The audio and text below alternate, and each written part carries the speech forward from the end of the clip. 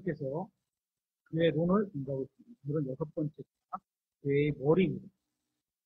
에베소서 1장을 찾아보도록 하겠습니다. 에베소서 1장 19절부터 여기에는 사도 바울이 믿는 자들을 위한 기도가 나와 있습니다. 에베소서 1장 19절부터 또 그분의 강력한 권능의 활동에 따라 믿는 우리에게 주어진 그분의 권능의 지극히 크심이 무엇인지 너희가 알게 하시기를 구하노라. 하나님께서는 그리스도를 죽은 자들로부터 일으키시고 하늘의 처소들에서 자신의 오른쪽에 그분을 앉히실 때 그 권능을 그분 안에서 발휘하사 그분의 모든 권력과 권능과 강력과 통치와 이 세상뿐만 아니라 오는 세상에서 불리는 모든 이름보다 훨씬 위에 두시며 또 모든 것을 그분의 발 아래 두시고 그분을 모든 것 위에 머리가 되게 하사 교회에 주셨느니라. 교회는 그분의 몸이니 곧 모든 것 안에서 모든 것을 충만하게 하시는 충만입니다. 에베소서 1장에서 말씀하시고 있는 것은 간단하고 명백합니다. 예수 그리스도께서 교회의 머리라는 것입니다. 이 점에 대해서는 논란의 여지가 없습니다. 우리가 성경을 읽을수록 그리고 하나님께서 창조하신 것을 살펴볼수록 더욱 분명해지는 게 있습니다. 바로 하나님께서는 질서의 하나님이시라는 겁니다. 고린도전서 14장에서는 하나님께서 혼란의 창조자가 아니기 때문에 질서 있게 행하라고 우리에게 말씀하시는 것을 듣게 됩니다. 그렇게 하나님께서는 모든 일을 질서 있게 행하셨습니다. 그 중에 하나가 하나님께서는 남자를 선택하시고 그에게 권위를 주셨다는 겁니다. 남자가 가족들을 인도할 책임을 주셨습니다. 이단 성경에서뿐만 아니라 우리가 주위를 둘러봐도 모든 가정과 사회와 정부와 군대와 학교와 회사, 그 밖의 모든 기관에서도 인도하는 권위에 순종하지 않고서는 그 조직이 제대로 작동하지 않는 것을 볼 수 있습니다. 하나님께서 그렇게 되도록 정하셨기 때문인 겁니다. 하나님께서 정하신 권위를 거부하면 혼란만 있을 뿐입니다. 하지만 인간의 타락한 본성 중에는 하나님의 이러한 질서를 거부하고자 하는 마음이 들어있습니다. 그래서 다른 사람이 자기에게 명령하는 것을 싫어하고 부모가 자식에게 명령하는 것을 싫어하죠. 맞아요? 그렇죠. 그게 아담의 본성이에요. 또 이제 은솔이가 더 크면 더 싫어져요. 아버지 엄마 없이도 혼자서 돈 벌어가지고 살 수 있는데 굳이 내가 왜 말을 들어야 되냐 이런 생각이 들어요. 근데 그거는 다른 생각은 아닙니다. 그래서 다른 사람에게 자기에게 명령하는 것을 싫어하고 불쾌하게 여기기도 합니다. 사람들은 공정하게 태어났다고 주장하지만 그것은 일부는 맞고 일부는 틀린 말입니다. 이러한 주장이 아무리 이상적으로 보일지는 몰라도 똑같은 환경에서도 똑같게 태어난 사람은 없습니다. 같은 부모 아래에서 쌍둥이로 태어나도 성격이 달라요. 그렇죠? 그러면서 사람들은 왜 권위에 순종해야 하느냐고 묻습니다. 왜 법을 지켜야 하느냐고 묻습니다. 우리나라에서 최고로 권위 있는 게 뭐죠? 헌법이죠, 헌법. 헌법 위에 대통령이 있는 게 아니죠. 지금 이제 대통령이 어떤 그 문제로 인해서 지금 뭐 탄핵에 대한 결과를 이제 기다리고 있는데 헌법기관에서 결정을 하면 어쨌거나 법에서 결정한 건 대통령이 수긍을 해야 되는 거잖아요. 그렇죠? 법 이상을 자기가 취급할 수는 없는 거거든요. 잘못했다고 이의를 신청하는 거는 할 수 있어요. 하지만 그 결과가 또다시 반박이 안 되고 그냥 나오면 이게 어떤 결과로 나오든 간에 어쨌거나 법이 결정하면 따라가야 됩니다. 하지만 우리나라는 1심, 2심, 3심이 있으니까 참고를 해볼 수는 있고 그것까지 틀린 거는 아니고 어쨌거나 법 아래에 대통령이 있는 거죠. 왜 법을 지켜야 하냐 이렇게 묻습니다. 우리가 왜 경찰관의 지시를 따라야 됩니까? 경찰관이 길거리에서 도로에서 차가 너무 많아. 그 수신으로 삐 이렇게 말을 하잖아요. 그죠? 이렇게 가라 이렇게 막 정지하라 뭐 이런 표시를 하는데 왜 그걸 따라야 되는 거죠? 그걸 안 따르면 교통 질서가 마비가 되고 어지러워져요. 그죠? 질서가 깨지는 거죠. 로마서 13장에는 모든 권력은 하나님께로부터 나온 것이기 때문에 복종하라고 말씀하고 있습니다. 찾아보겠습니다. 로마서 13장 법은 하나님이 주신 거예요. 하나님께로부터 기본적인 법은 미국 법이나 어느 법이나 성경을 기초로 해서 시작이 된 거예요. 그걸 자기네 사회에 맞게 뜯어 고쳐서 약간 변형된 것도 있지만 기본적으로 법은 하나님이 주신 겁니다. 로마서 13장 1절 모든 혼은 더 높은 권력들의 복종할 지니다. 사람 중에서 최고 높은 거 우리나라로 따지면 대통령이시겠죠. 그죠? 대통령보다 더 높은 권력은 뭐 있어요? 법이. 하나님으로부터 나지 않은 권력은 없나니 선전하는 권력들은 하나님께서 정하셨느니라. 권력에 복종하지 않는 것은 결국 하나님께 복종하지 않는 겁니다. 그래서 이 말씀 하나만 딱 붙여도 왜 대통령을 끌어내리려고 하느냐 이렇게 말을 하기도 하는데 우리 목사님들도 들어봤죠? 첫째 주에 하셨던 하나님 말씀이 해하게도 하시고 세우게도 하시는 분은 하나님이십니다. 그러면 제가 이분을 탄핵을 지지한다, 철회해야 된다, 이런 얘기를 하는 게 아닙니다. 어쨌거나. 이것은 사람들이 좋아할 만한 이야기는 아니지만 하나님의 말씀에 명백하게 기록된 사실이 하나님께 권력에 복종하는 겁니다. 하나님께서는 가정에서 남자가 머리가 되도록 정하셨습니다. 고린도전서 11장 3절에는 여자의 머리가 남자라고 말씀하고 있습니다. 그러나 이것은 여자가 남자보다 못한 존재라는 의미가 절대 아닙니다. 왜냐하면 같은 절에서 그리스도의 머리가 하나님이시다 이렇게 말씀하셨는데 이 하나님이라고 말할 때는 아버지 하나님을 말씀하시는 거죠. 그리스도도 하나님이시니까 예수님이시죠.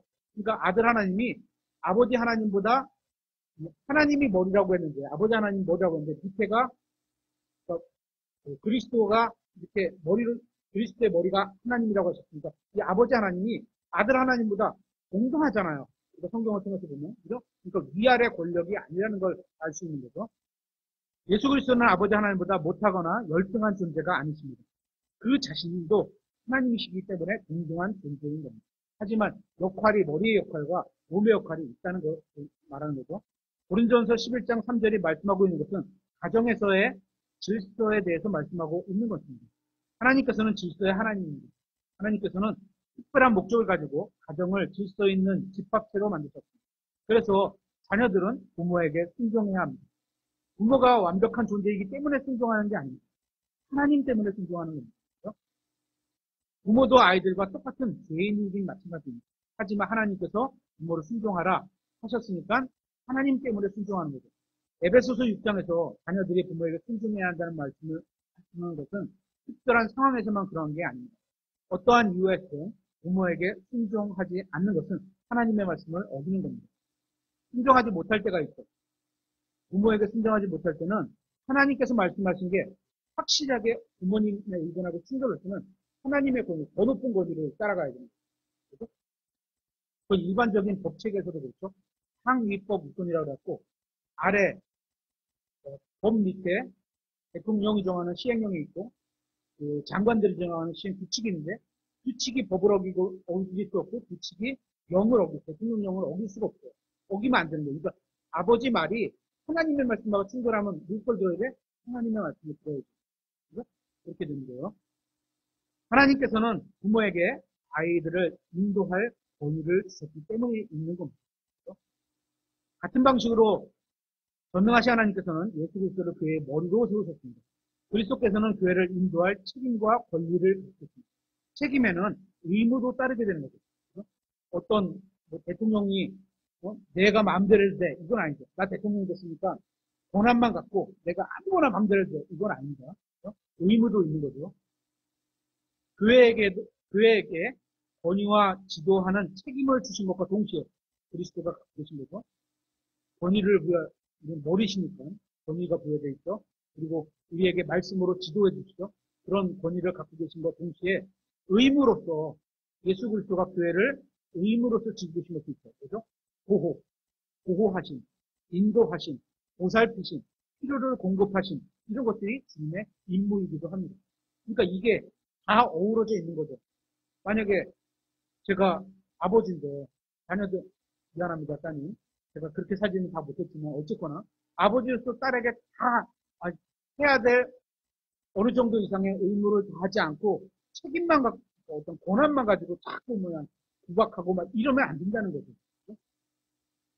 잠언서 29장 2절에 의로운 자들이 권세를 잡으면 백성이 기뻐하나 올바른 사람이 우리도 그래서 기도를 하는 거죠. 대통령이 올바른 선택을 하게 해달라 이런 식으로 하는 거죠. 백성이 기뻐하나 타악한 자가 다스리면 백성이 애국하느니라. 정치를 잘못하면 아이고 죽겠다는 말이 나온다는 것입니다. 그래서 우리가 기도하는 거죠. 우리는 기뻐할 만한 큰 이유를 가지고 있습니다. 그리스도께서 우리의 머리가 되시기 때문입니다. 이 세상에서 유일하게 의로우신 그분이 바로 교회에서 권위를 가지고 계신 분입니다. 예수님은 교회의 머리십니다. 이 세상에 어느 누구도 예수님과 같은 분은 없습니다. 예수님은 거룩하시고 죄가 없으시고 흠이 없으시며 죄인들과는 다른 분입니다. 이게 예수 그리스도와 교회의 모형이 아내와 남편의 모형이잖아요. 남편이 될 우리 형제님들은 이런 삶을 살려고 노력을 해야 돼요. 그렇죠. 그래야지 내 말과 행동에 권위가 있게 되는 거예요. 아무것도 안 하면서 나는 머리니까 이거 안 된다는 이런 삶이. 그래서 예수님은 이렇게 쓰셨어요. 그러니까 충분히 그거 아니더라도 권위가 있으신데 삶에서도 보여주셨기 때문에 우리가 존중하고 따를 수 있는 거죠. 예수님은 완전히 완벽하시고 완전히 의로우신 분이며 완전히 거룩한 분입니다. 예수님께서는 이 세상 그 누구도 알지 못하는 사랑으로 사람들을 사랑해 주셨습니다. 자신을 죽여서까지 사랑하신다는 그런 사랑은 진짜 사람으로서는 진짜 깨닫기 어렵죠. 그것도 제가 그랬거든요. 하나님이 사람을 사랑해서, 아까 오전에도 말씀드렸죠. 제가 우리 집 강아지를 위해서 죽지 않아요. 절대 안 죽어요. 근데 하나님은 그런 사랑을 갖고 그만한 진짜 우리가 이해하지도 못할 만한 그런 사랑을 우리에게 베푸셨다는 거예요. 바로 그 예수님의 사랑이 우리 마음에 넓게 부어졌다고 성경은 말하고 있습니다. 따라서 그의 머리가 될 수 있는 적절하고 아주 적합한 분은 예수님밖에 없습니다.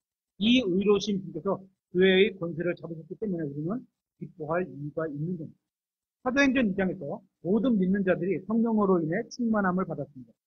그들은 성령으로 충만하여 예수 그리스도께서 죽으시고 묻히시고 부활하신 복음을 증거했고 약 3천 명이 구원을 받았으며 3장에서는 베드로와 요한이 성전에서 절름발이를 고치는 사건도 있었습니다. 그리고 예수 그리스도의 죽으시고 묻히시고 부활하신 그 복음을 증거하게 됐습니다. 그리고 4장에서는 사두개인들이 화를 내는 장면이 나옵니다. 그리고 이제 유대 중도들이 사도들을 붙잡아서 신문하는 과정이 나옵니다. 사도행전 4장 8절을 보겠습니다. 사도행전 4장 8절.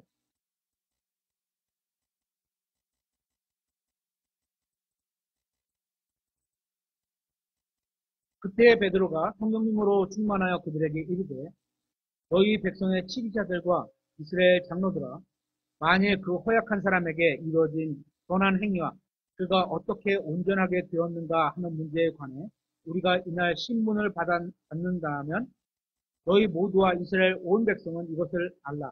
즉 너희가 십자가에 못 박았고 하나님께서 죽은 자들로부터 일으키신 나사렛 예수 그리스도의 이름에 의해 곧 그분에 의해 이 사람이 여기 너희 앞에 온전하게 서 있느니라. 이분은 너희 건축자들에게 업신여김을 당한 돌로서 모퉁이의 머리가 되셨느니라. 다른 사람 안에는 구원이 없나니 하늘 아래에서 우리를 구원할 다른 어떤 이름도 주께서 사람들 가운데 주지 아니하셨느니라 하였더라. 예수님께서는 유대인들에게 거부당하셨지만 그의 머리가 되셨습니다. 우리는 지난 시간에 배운 그의 모형으로부터 건물에 대해서 살펴봤죠. 그래서 빌딩, 기초가 되시는 예수 그리스도와 머릿돌 되시는 예수 그리스도를 살펴봤죠.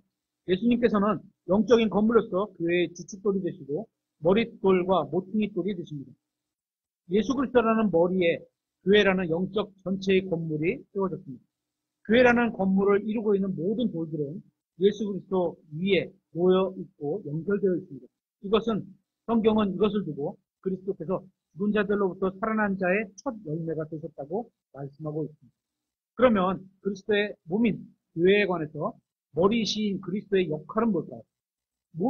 머리가 있는데 왜 머리가 역할하는 게 뭘까요? 이제 우리 결혼해서 하시는 또 앞으로 결혼하게 될 형제님들이 예수 그리스도의 역할이 어떤 건지 보면 이제 내가 감당해야 될 역할 중에 하나인가 보다 이렇게 보시면 되겠죠. 에베소서 4장 15절 오히려 사랑 안에서 진리를 말하며 진리말을 말해서는 안 되죠. 상처를 줄 수도 있고 상처를 주더라도 진리를 말해야 되겠죠. 하지만 제일 좋은 것은 사랑 안에서 진리를 말해야 되겠죠. 모든 일에 성장하여 그분께 다다르게 하려 함이라. 그분은 머리시니 곧 그리스도시니라. 그분으로 말미암아 온 몸은 각 부분이 분량대로 효력 있게 일함에 따라 각 부분이 분량대로 일해야 되는 거죠. 손은 손의 건강한 만큼 일해야 되고 다리는 다리의 건강한 만큼 일해야 되고 모든 마디가 공급하는 것에 의해 꼭 맞게 함께 결합되고 끼거덕 이렇게 되면 안 되고 다리가 쏙쏙쏙 이렇게 되면 안 되는 거죠. 건강한 다리를 되고 꽉 차서 그 몸을 자라게 하여 사랑 안에서 스스로를 키우느니라. 다른 사람의 공급을 다른 사람이 건강하면 나도 건강한 거예요. 왜냐면 한 몸이기 때문에. 저는 의학 지식은 없지만 뇌가 머리에 있다는 사실을 압니다. 머리에 있는 뇌는 신경을 통해서 온몸을 제어합니다. 그래서 머리가 어떻게 해요? 아, 오른손 보고서 가서 등을 긁어라. 그럼 쫙 긁는 거죠. 그죠? 이렇게 긁어. 근데 오른손에게 넌 가서 등을 긁어라. 그렇게 배를 치고 있어. 돼요, 안 돼요? 안 되는 거예요. 이게 머리가 하는 역할을 하는 거죠. 몸의 지체는 신경을 통해 뇌로부터 전달하는 명령을 받지 못하면 제대로 작동하지 못합니다. 이와 마찬가지로 그리스도께서도 교회의 머리가 되십니다. 그리스도께서는 머리로서 몸과 긴밀하게 연결되어 있으며 우리가 오전에도 살펴봤지만 그냥 예수 그리스도의 어떤 정보로서만 그 IM이라는 걸 알아서는 안 되죠. 예수 그리스도와 계속 교제를 나누고 내가 갖고 있는 심정, 내가 갖고 있는 상태 이것 예수님께 다 구하면서 대답을 기다리는 거죠. 끙끙대면서 기다리는 거죠. 그래서 교제를 계속 갖는 거죠. 내가 말하고 응답받고 이게 교제잖아요. 그렇죠? 각 지체에게 명령을 내리십니다. 긴밀하게 연결되어 있으며 각 지체에게 명령을 내리십니다. 주님께서 우리에게 성경을 주신 이유는 주님의 지체인 우리가 무엇을 어떻게 해야 할지 알기 위해서입니다. 성경을 통해서 하나님의 법, 또 교회의 몸으로서 우리가 해야 할 일들, 각 지체에게 주신 일들, 어떻게 해야 되는지, 어떤 일을 해야 되는지 이런 거죠. 만일 몸의 지체가 머리로부터 오는 명령을 거부하면 하나님께서 말씀하실 때 예를 들어서 시온이에게 오늘 반주를 해라 그런데 오늘 시온이가 반주를 안 하고 반찬을 만들었어. 자기는 나름대로 좋은 일이라고 했는데 하나님이 명령하신 거를 하지는 않았어요. 그죠? 이렇게 하면 안 된다는 거죠. 딱 그 명령을 완수해놔야 되는 거죠. 그죠? 명령을 거부하면 그 지체는 제 기능을 하지 못하게 됩니다. 그리스도의 몸인 우리가 주님의 말씀을 듣지 않거나 소홀히 하거나 말씀에 무지하다면 우리도 그리스도의 몸으로서의 기능을 제대로 수행하지 못하게 될 겁니다. 하나님의 말씀을 무지한 것도 우리가 제대로 기능을 수행하지 못합니다. 나에게 생각을 주시는 분이 내 안에 계신 성령님께서 나에게 생각을 넣어주시는데 그렇죠? 생각을 통해서 우리하고 교제를 나누시는데 마귀가 생각을 넣어주는데 이게 하나님 말씀인지 아닌지 분별을 못하면 마귀의 일을 하게 되는 거예요. 그래서 우리가 하나님의 말씀을 정확하게 많이 알아야 됩니다. 그래서 오시는 말씀이 하나님의 말씀에 딱 부합되는구나. 모르면 찾아보세요. 성경 말씀에 이런 상황에서 어떻게 되는지. 아니면 목사님한테 전화로 물어보세요. 이래저래 해갖고 이런데 이게 올바른 선택인가요? 이렇게 여쭤볼 수 있어요. 물어보세요. 말씀을 듣지 않고 말씀을 무지해도 안 되는 겁니다. 에베소서 5장 23절 25절에 보면 이는 남편이 아내의 머리됨이 그리스도께서 교회의 머리 되신 같기 때문이다. 그분은 그 몸의 구원자십니다. 25절 남편들아 너희 아내 사랑하기를 그리스도께서 또한 교회를 사랑하사 교회를 위해 자신을 주신 것 같이 하라. 죽기까지 하는 거죠. 죽기까지. 얼마큼 사랑하는 거지. 지금까지 어떤 남자도 근데 교회를 사랑하사 자신을 주신 거는 교회가 말 잘 들을 때가 아니었어요. 그죠? 자신을 죽고 나서 부활하시면서 교회가 생기는 거잖아요. 예수님, 성령님께서 오시면서 교회가 생기는 거잖아요. 죽으시고 이후에. 그러니까 아내가 개떡같아도 죽기까지 사랑하라는 얘기하고 어떻게 보면 이해가 될 수 있는 아내들은 그렇다고 개떡같이 일하면 안 됩니다. 그죠? 지금까지 어떤 남자도 자기 육체를 미워한 적이 없고 오히려 그것을 보살피며 바라게 하며 소중히 여기기를 주께서 교회를 위하여 하시는 것처럼 하나님 무릎이 아파 해야지 조금 파스를 발라야지 뭐 이런 것들 다 자기 몸을 돌보잖아요. 똑같은 거죠. 아내가 아픈지 살펴보고 아내가 어디 불편한지 없는지 살펴보고 자녀들이 이런지 없는지 살펴보고 이런 거죠. 31절 이런 까닭으로 남자가 자기 아버지와 어머니를 떠나 자기 아내와 결합하여 그들 둘이 한 육체가 됐습니다. 지금 저희가 살펴보는 것은 교회의 머리이신 그리스도를 살펴보는 대신 남자와 여자의 관계에서도 그리스도와 교회의 관계처럼 그런 관계가 가정에서 형성이 되어야 되는 거죠. 남자는 가정의 머리로서 남편의 책임이 무엇인지 알아야 합니다. 남편의 책임은 아내와 가정을 사랑하는 겁니다. 그리스도께서는 자신의 신부인 교회를 위해 자신의 몸을 희생물로 주셨습니다. 주님께서는 우리에게 죄사함, 영원한 생명을 제공해 주셨습니다. 우리가 주님을 믿는 바로 그 순간에 주님께서는 성령님으로 우리를 봉인하셨습니다. 그리고 다시 오실 때까지 우리를 보호해 주시고 필요를 채우시고 지켜주실 겁니다. 남자가 가정의 머리가 되듯이 그리스도께서는 교회의 머리가 되십니다. 남자가 가정을 보호하고 사랑하듯이 그리스도께서도 교회를 보호하고 사랑하십니다. 그리스도께서는 교회의 머리로서 존중해 주시고 교회를 존중해 주시고 그래서 이렇게 하고자 합니다. 그러면 일단 해봐. 안 돼, 이렇게 막진 않습니다. 교회의 필요를 채워주시고 우리도 그렇습니다. 우리 교회를 필요를 채워주시고 보호해 주시고 또 보살펴 주시고 제가 말한 교회를 좀 잘 분리해서 이해를 하세요. 지역교회하고 하나님의 예수님의 몸된 교회하고는 다른 겁니다. 잘 보호해서 구분해서 이해를 해주세요. 인도해 주십니다. 그렇게 그리스도께서는 교회를 사랑하십니다. 그리스도께서는 사랑 가운데 교회에게 명령도 주십니다. 사랑하면서 그 안에서 이거를 해야 네가 복받을 수 있다. 이런 거. 하기 싫어도 이거를 하는 게 좋겠다. 말씀하십니다. 교회의 머리는 그리스도입니다. 문제는 교회 안에는 이 자리를, 머리의 자리를 노리는 사람들이 있다는 겁니다. 계시록 2장에 에베소서 교회가 하신 말씀을 한번 드리겠습니다. 계시록 2장 6절입니다.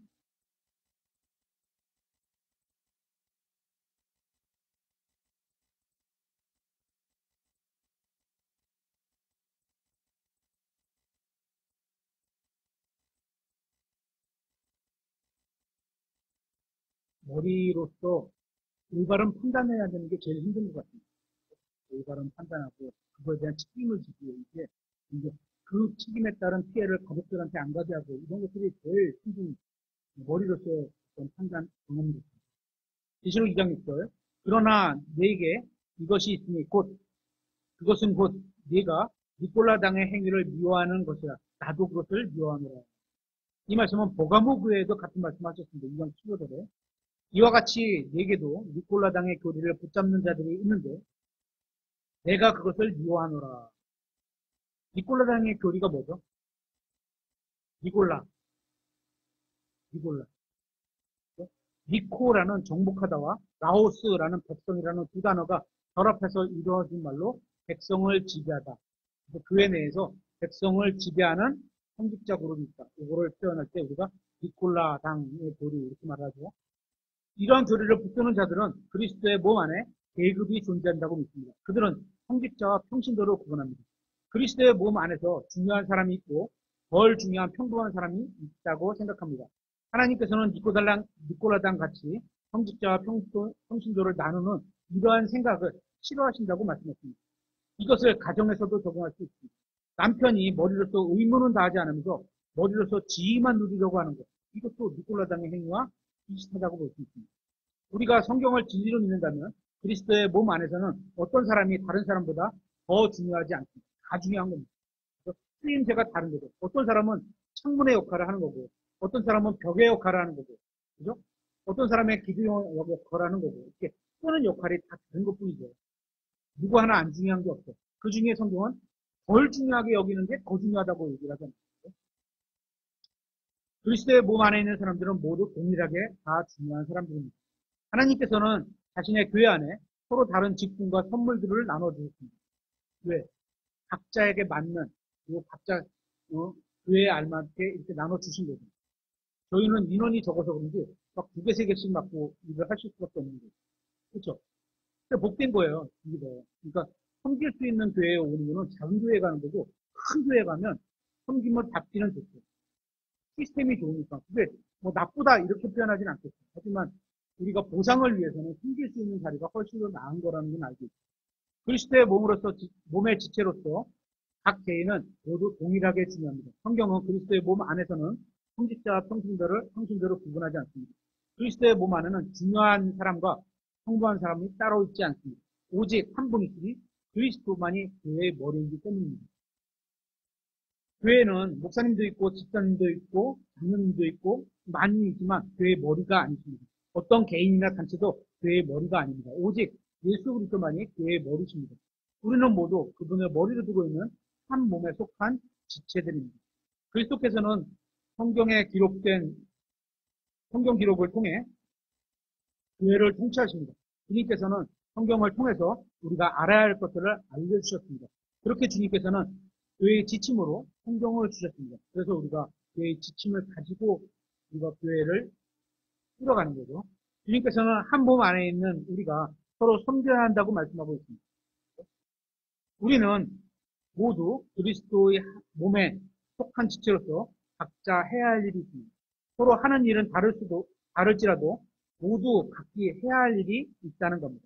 우리 각자가 할 일은 동중을 따지는 일이 없이 가볍거나 무겁지 않고 크고 작은 일이 그런 거 따지지 않고 모두 다 중요한 일인 겁니다.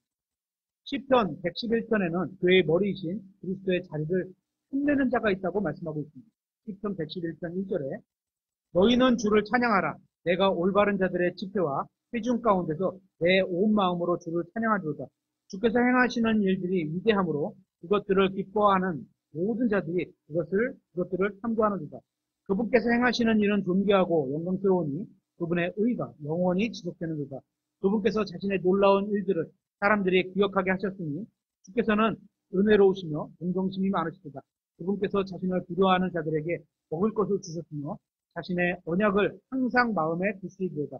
그분께서 자신의 백성에게 이교도들의 유산을 주시려고 자신의 행한 일들의 권능을 그들에게 보이셨도다. 그분의 손으로 행하신 일들은 진실과 판단의 공의요 그분의 모든 명령들은 확실하니 그것들은 영원 무공포로 굳게 서며 진실함과 올바름 속에서 이루어졌도다. 그분께서 자신의 백성에게 구속을 보내시며 자신의 언약을 영원히 명령하셨으니 그분의 이름은 거룩하시고 지존하시도다. 9절에 보면 지존하시도다라는 표현이 나오죠. 성경에 유일하게 한 곳 나오는 겁니다. 이 지존하시도다야. 보통 게임에서 이런 용어를 좀 쓰는 것 같죠? 지존하다. 이것은 전능하신 하나님의 이름과 관련 있는 표현으로 명백하게 말씀하고 있습니다. 사람에게 사용할 표현이 아니라는 겁니다. 그러니까 우리가 보통 자동차 이름에 엘란트라, 어떤 브랜드를 말하는 건 아닙니다. 자동차 이름에 성경에서 나와 있는 하나님께 쓰는 고유 명사처럼 쓸 수 있는 그런 단어를 갖다 막 쓰고 있는 경우들이 많잖아요. 베네시스, 미안합니다. 어떤 브랜드를 자꾸 말하는 것 같아요. 하여튼 그런 것들이 하나님께만 쓰여지는 그런 단어인데, 경배, 이런 것들. 근데 그거를 사람들에게 한다든지, 아니면 세상에 어떤 경우에 사용한다든지, 이거 다 불경건한 거죠. 적합하지 않은 거죠.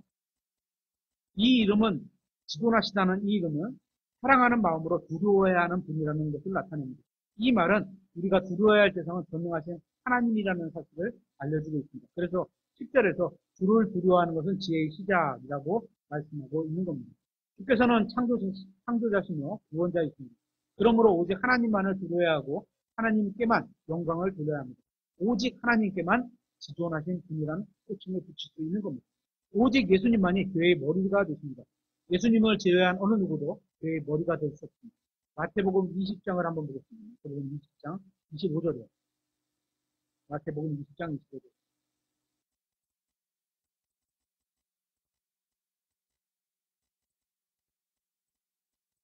예수님께서 그들을 불러 이르시되 이방인들의 통치자들이 그들에게 지배권을 행사하고 큰 자들이 그들에게 권위를 행사하는 것을 너희가 알지만 이방인들의 통치자들이 그들에게 지배권을 행사하고 권력에 맞서 이런 체계가 있다는 그 세상에는 이것은 정치와 경제, 사회의 어느 영역에서나 작동하는 원리입니다. 그렇죠. 어디나 있죠. 회장이 있고, 총무가 있고, 수기가 있고, 부회장이 있고, 많죠. 회사도 사장이 있고, 부사장이 있고, 전무가 있고, 부장님이 있고, 그냥 사원들도 있고, 이렇게 많죠. 그러나 교회에는 일반적으로 사회에서 투영하는 이러한 원리와는 다른 규범을 주셨다고 성경은 말하고 있습니다. 계속해서 26절을 보면 너희끼리는 그러하지 말지니 세상에 있는 조직같이 그렇게 조직을 운영하지 말지니 오히려 누구든지 너희 가운데서 크게 되려 하는 자는 너희를 섬기는 자가 되고 우리 주교에서 제일 큰 분이 누구죠? 제일 많이 섬기는 사람이라고 성경은 말합니다. 그래서 은설이가 제일 많이 섬긴다. 그럼 은설이가 제일 큰 사람이에요. 하나님 보시습니다. 주님께서는 우리가 이방인들이 행하는 것처럼 행하지 말라고 말씀하셨습니다. 그래서 교회는 이 세상과 같은 원리로 돌아가지 않아야 하는 겁니다. 우리는 이 세상을 흉내내려고 해서는 안 된다는 겁니다. 계속해서 27절에 누구든지 너희 가운데서 으뜸이 되려 하는 자는 너희 종이 되어야 할지니라. 사람의 아들도 섬김을 받으러 오지 아니하고 오히려 섬기며 자기 생명을 많은 사람의 대성물로 주려고 왔느니라. 하나님이 사람을 섬긴다. 제가 강아지를 섬긴다. 이런 거예요. 복이. 근데 하나님은 와 그런 마음가짐으로 낮은 자세로 오셔서 섬김을 주셨어요. 저는 치키야 강아지 밥이나 주고 뭐 소변 안 치우면 배변이나 조금 치우고 이러고 많은데 하나님은 그 정도가 아니에요. 그러니까 우리가 하나님을 믿는다는 표현이 그냥 너무 쉽게 사용하지 않고 진짜 깊이 생각해보면 어마어마한 일이에요. 그리스도께서는 교회의 머리십니다. 그리고 교회의 지체들이 서로 어떻게 섬겨야 하는지 오늘 보여주셨습니다. 서로 권위를 행사하여 지배하려는 게 아니라 섬기라고 오늘 보여주신 겁니다. 골로새서 2장 18절에 이렇게 되어 있죠.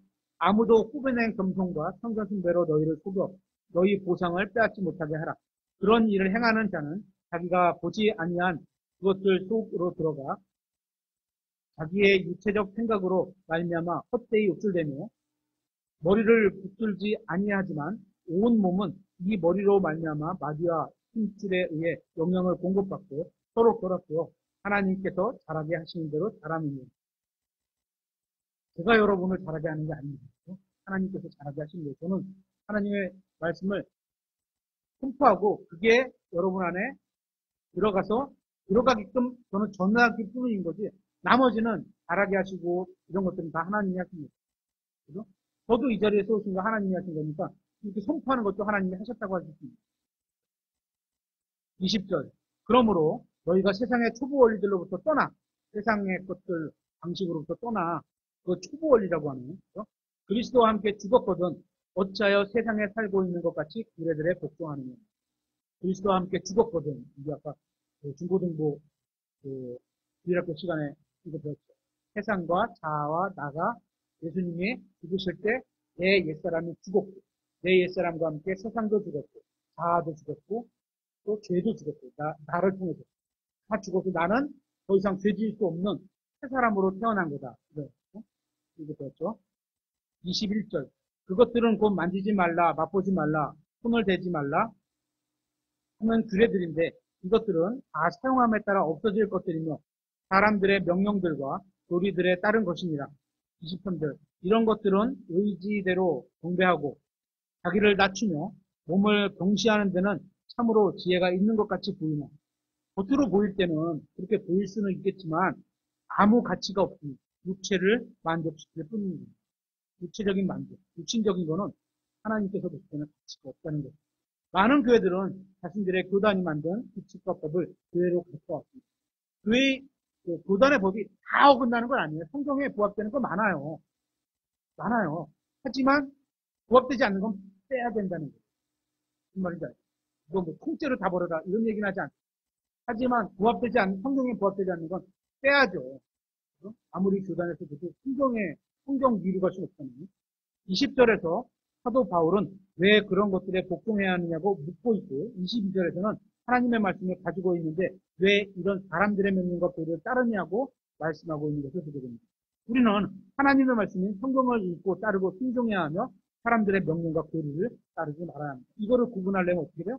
성경을 매일 읽고 많이 읽어서 구분할 줄 알아요. 신천지나 이단에서 가르치는 교리들이 100%다 성경에 어긋나냐? 아니에요. 그들 뒤에 교리서, 성경책 뒤에 이제 교리편이 이렇게 붙어 있는 걸 예전에 본 적이 있는데, 이렇게 있잖아요? 반 정도는 성경에 부합돼요. 나머지 반이 아리까리하거나 부합이 안 되는 거죠. 조선의 아리까리하고. 이게 맞는지 안 맞는지 알기가 아슬아슬한 거 있잖아요. 그렇거나 아니면 부합이 안 되는 거 있는 거 있어서 같이 묶어 있기 때문에 이걸 우리가 받아들일 수가 없는 거지. 이걸 분별할 수 있어요. 그러니까 이걸 구분하지 말아야 됩니다. 우리는 하나님 앞에서 거룩한 사람으로 드러나야 합니다. 그러나 하나님 앞에서 의롭고 선한 열매를 맺는 것은 어떤 규칙을 가지고 전통을 고수해서 되는 게 아니라는 겁니다. 그것은 예수 그리스도의 관계를 통해서만 가능합니다. 우리가 주님으로 모셔드린 예수님께서 내 안에 들어오셨고 그죠? 거듭날 때, 구원받을 때, 주님을 우리가 받아들였잖아요. 그죠? 주님, 와주세요. 받았잖아요. 그죠? 그러면 내 안에 주님이 계신 거잖아요. 근데 그분이 일하실 때 하나님의 말씀에 어긋나면서 일을 하실까요, 안 하실까요? 안 하신 거예요. 하나님의 말씀을 알아야지 또 그분의 일하시는 방법이 하나님의 말씀에서 기록해서 우리에게 주셨어요. 알 수 있어요. 그래서 하나님의 말씀을 알아야 됩니다. 이것은 그리스도의 관계를 통해서만 가능합니다. 주님 안에서 가면 열매를 맺을 수 있습니다. 우리가 예수님이 우리 안에 있고 우리도 예수님 안에 있으면 우리가 열매를 맺는다 그랬는데 어떻게 해요? 하나님의 말씀이 내 안에서 살아서 움직이는 열매지. 아까 전에 내가 열심히 한다. 내가 뭐 해야지. 이거는 내 열심이라는 거예요. 그건 육신의 열심이고 사람의 열심이지. 그죠? 사람들은 그걸 높게 평가할 수 있지만 우리가 진짜 평가받아야 될 분은 하나님이고 그리스도 앞에서 평가를 받아야 되거든요. 그때 좋은 상급이 나와야 됩니다. 그거를 위해서 그러니까 잘 모를 때는 육신적인 일로 시작할 수 있어요. 약간의 유익이 있다고 성경은 얘기하니까 그 약간의 유익으로 애들이 잘 모르니까 가르쳐서라도 모를 때 법이 이런 거라고 가르쳐서라도 시작을 하게 할 수 있어요. 성경적으로. 그렇게 할 수 있어요. 하지만 그건 약간의 유익으로 처음에 할 때나 유익한 거지 계속 그렇게 끌고 가면 안 돼요. 내 안에 그리스도가 사시는 삶이 뭐냐 이거를 정확하게 알고 내가 그 말씀에 합당하게 살아가야 됩니다. 내가 사는 게 아니고 그리스도가 사는 거예요. 내 안에 그리스도가 사시는 거예요. 그리스도께서는 교회의 머리십니다. 이것과 관련해서 우리가 실행해야 될 것을 좀 살펴보고 보도록 하겠습니다. 우리가 예수 그리스도를 머리로 인정한다면 해야 할 일들이 있습니다. 먼저 순종입니다. 에베소서 5장 22절 한번 보겠습니다.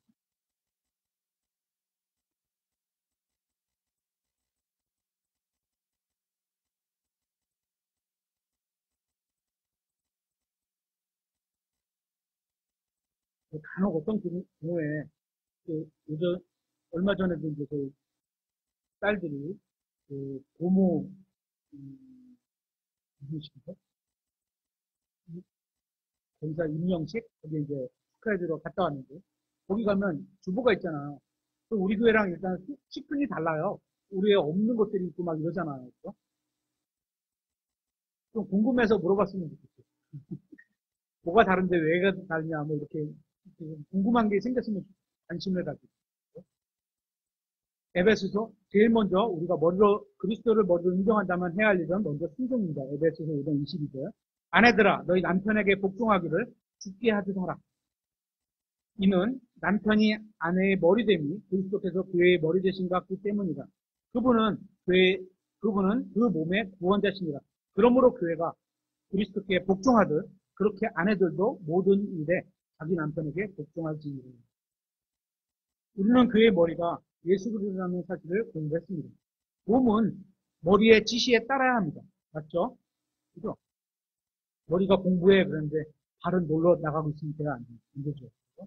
우리가 성경을 열심히 공부해서 머리와 몸의 관계, 즉 그리스도와 교회의 관계의 신비를 밝혀낸다 할지라도 우리 자신이 주님께 순종하지 않는다면 아무런 소용이 없습니다. 머리로 아는 것은 남에게 지적질할 수 있고 남을 판단할 수 있고 이런 거는 잘하죠.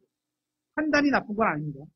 판단은 옳은 판단은 해야 돼요. 하지만 판단도 먼저 나를 판단하고 남이 어떻게 보면 어쨌거나 판단한 걸 알려주려면 이것도 알려주려면 사랑으로 알려줘야 되겠죠. 근데 그 사람이 받아들이지 않는다 그러면 전하지 않고 기도하면 하는 것이 나아요.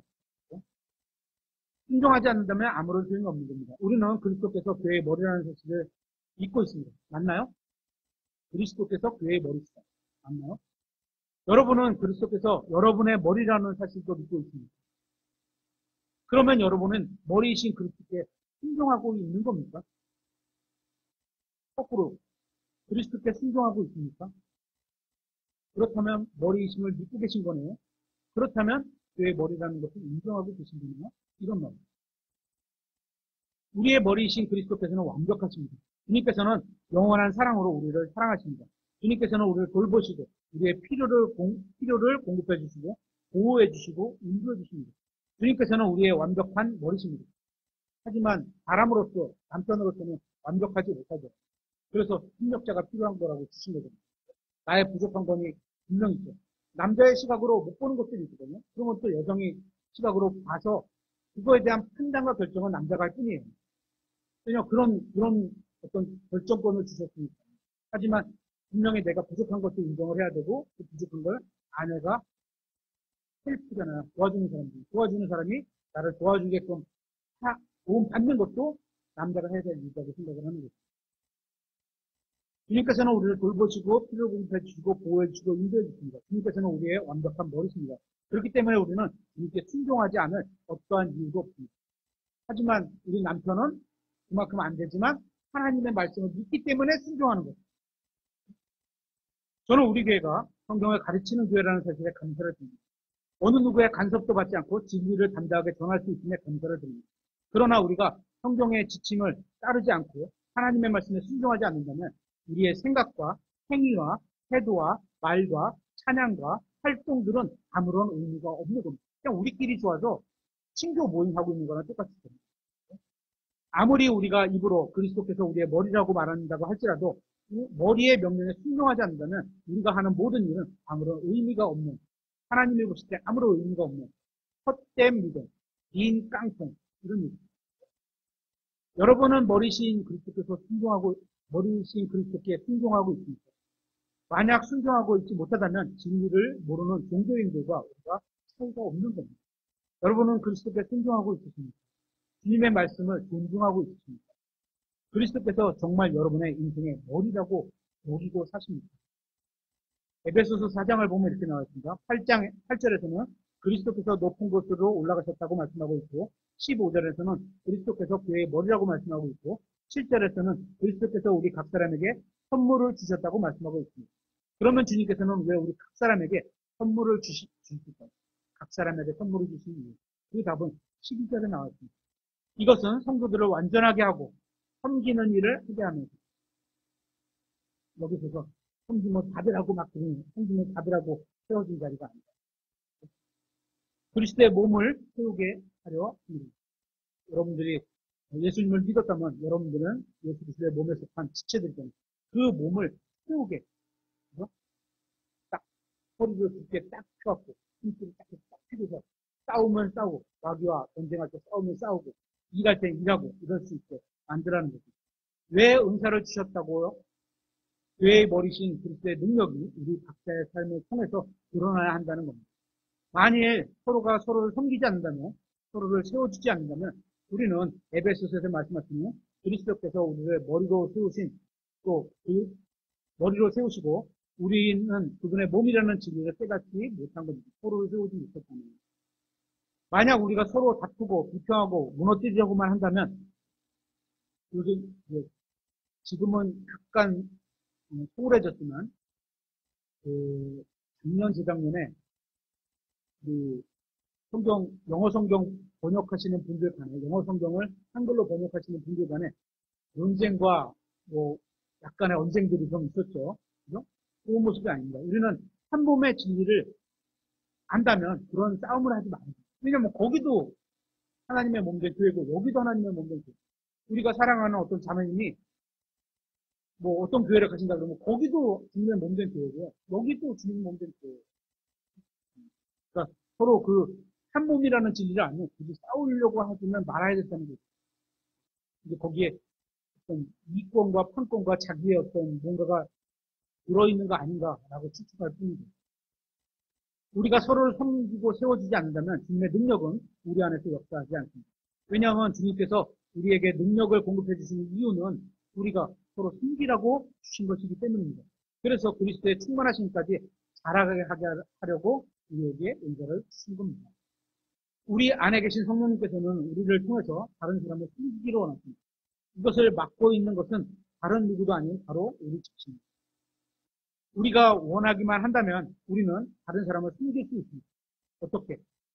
성령님께서 내 안에 진리를 말씀하시고 나는 그걸 믿음으로 행하는 도구로 내가 쓰는데 이렇게 하면 하나님께서 일하시는 거잖아요.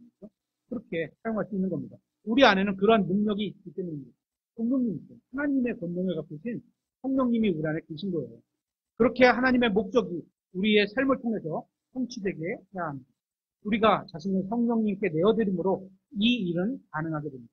그러기 위해서는 우리 자신이 내 생각, 내 판단, 나. 이런 건 비인간입니다. 죽어 있어야 하는 것이죠. 옛사람은 죽어 있다. 죽어 있어야 합니다. 그래야 성령님께서는 우리 안에서 일하시고 우리를 통해서 일하시게 될 겁니다. 오늘은 그 머리에 대해서 살펴봤습니다.